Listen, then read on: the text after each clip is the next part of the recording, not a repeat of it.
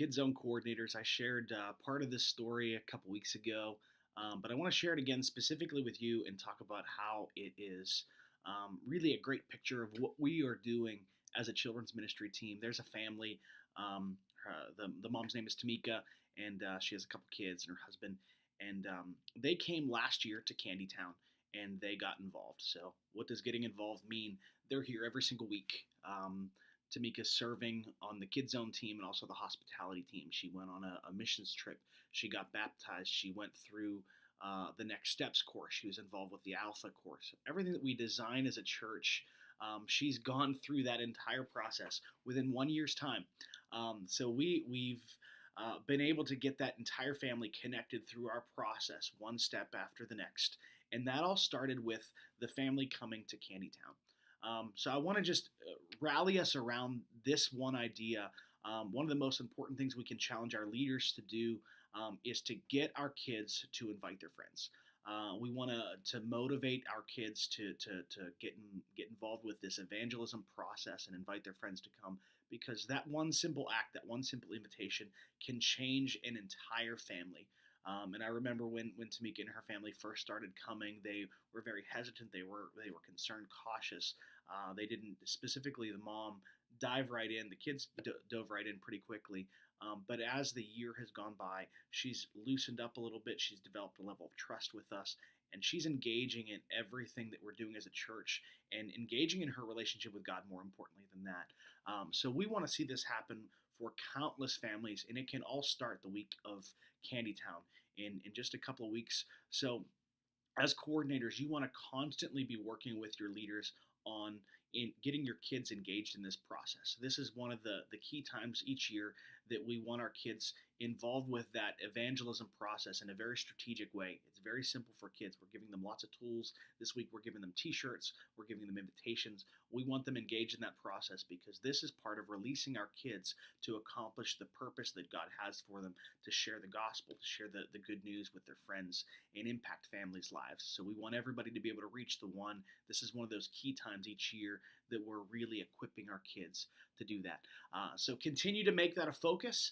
We want to see more families just like Tamika and her family get impacted through our processes and all the things that we have going on as a church, and that can all start with the weekend of Candytown. A couple of quick updates, 4 quick updates. Number one is this is the first week that we are fully moving for our transitions.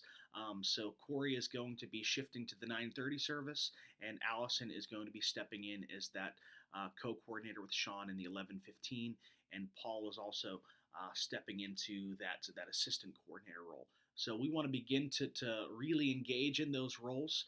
And I know that there's probably going to be some bumps along the road or things that we're figuring out, but we want to continue to work together as a team for each service to move forward with that and gain clarity on who's doing what and have good conversations.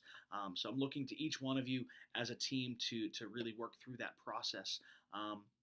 So each service has some specific transition updates. I know that we should have an operations coordinator for the Saturday service now, which is great. And then the 9:30 is going to be adding Corey, which is another great transition. So the girls have a solid female to look up to and for her to mentor them. And then Allison's jumping in to take Corey's spot, and Paul's jumping in to really work with that team, with that being one of our larger services. Very excited about that, and that all starts this week.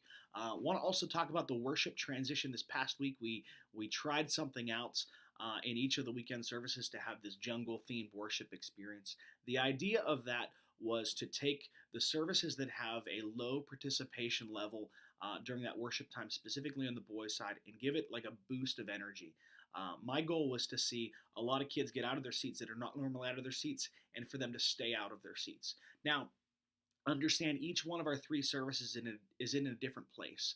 Saturday service, the worship experience has been pretty solid and stable, but they responded well to something a little bit wild and crazy and fun, and it helped them engage. The 9:30 service has probably been our healthiest worship experience, and we almost have 100% participation every week. We may not need to do something like that.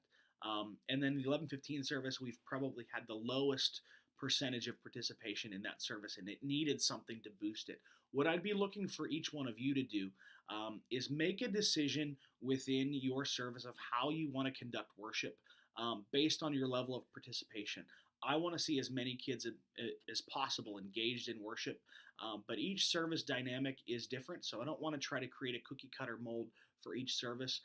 So what I'd like to see happen is Sean's going to create these options to do for worship, but they don't have to be mandates for your service. I want you to try to work with your worship team as a service coordinator and determine what's the best course of action for your particular group.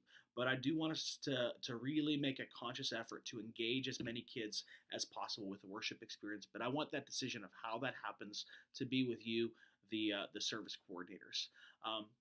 One other thing I want you to be thinking about is your leadership team. As I look at where everything's landing, we have some transitions with coordinators, but we also have had several pieces of our teams moving around and shifting and people not showing up. What I'd like for each of you to do within your service leadership team, the coordinators, is look at your overall small group leaders and determine, do you have any gaping holes? When we started, everything on paper looked pretty good to launch the year. But you always have some people that drop out, some people that move, shift around, or not able to show up as much as they originally planned. I'd like for each one of you to really evaluate where your service is as far as leadership. Do you have enough guy leaders? Do you have enough girl leaders? Do you have enough males in your service to really engage the attention of the boys? I know that's a problem in multiple services right now. And let's just talk about that together and make some decisions about what your needs are and what we can do to really fill those needs to make sure that each service is functioning at a high capacity. Then the last thing that I want to mention is we talked several weeks ago about the need to have a high quality tech experience. Each one of you should be working on developing somebody to lead your tech area and also have some backups. So you should have your A person and your B person.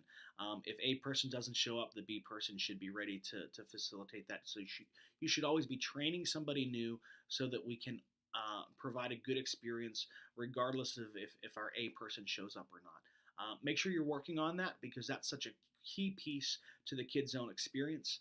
So just to recap, transitions happen this week. The worship is going to be a recommendation of what you could do in your service, but I want you to make the decision of how we implement that. Evaluate your leadership team. Make sure we have the key people in place with enough boys and girls leaders and enough males to provide a good experience. And if not, we'll have to develop an action plan. And then the fourth thing is make sure we have a good plan for tech in each one of our services. So a lot of key details that need to happen to provide that good quality experience. But remember, everything that we do is about the one. Think back to Tamika Jones and her family and how they were impacted by Candytown, and they've really they dove into everything that we do as a church, and they're getting close to Jesus. That's why we're doing what we're doing. A lot of details there, but sometimes those details really help translate to lives being changed. That's why we do what we do every day.